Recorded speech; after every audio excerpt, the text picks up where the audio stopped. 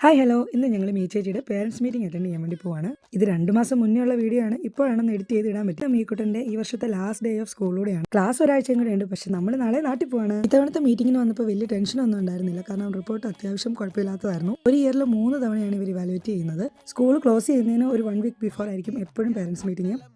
Last week എപ്പോഴും free week ആയിരിക്കും. കുറേ ആക്ടിവിറ്റീസ് ഒക്കെ വെച്ച് സൈക്ലിങ്, സ്കേറ്റിംഗ് ഒക്കെ പോലെ ഒത്തിരി ആക്ടിവിറ്റീസ് ഒക്കെ വെച്ച് പിള്ളേരെ എൻഗേജ്ഡ് ഒക്കെ ആക്കി ഹാപ്പി ആയിട്ടായിരിക്കും ഒരു വെക്കേഷൻ പറഞ്ഞു വിടാം. മീറ്റിങ്ങിൻ്റെ ടൈം നമ്മുടെ കൺവീനിയൻ്റ് ആയിട്ടുള്ള ടൈം നമുക്ക് ബ്ലോക്ക് ചെയ്യാം. അങ്ങനെ ഞങ്ങൾ മീയുടെ യുഫിനെയൊക്കെ കണ്ടു. ഇവിടെ ടീച്ചറിന് യുഫ് എന്നാണ് പറയുന്നത്. അങ്ങനെ പരിപാടിയെല്ലാം കഴിഞ്ഞ് മീക്കുട്ടിനെ പോയി കണ്ടപ്പോൾ മീറ്റിംഗ് കഴിഞ്ഞു, ഇത്ര പെട്ടെന്നോ എന്നുള്ളൊരു ആറ്റിറ്റ്യൂഡായിരുന്നു അവൾ. ചേച്ചി കണ്ടപ്പോഴേക്കും പാപ്പു ഹാപ്പിയായി. ചേച്ചി നേരെ ഫ്രണ്ട്സിനെ കാണിക്കാൻ പാപ്പുവിനെ എടുത്തുകൊണ്ട് അങ്ങ് പോയി.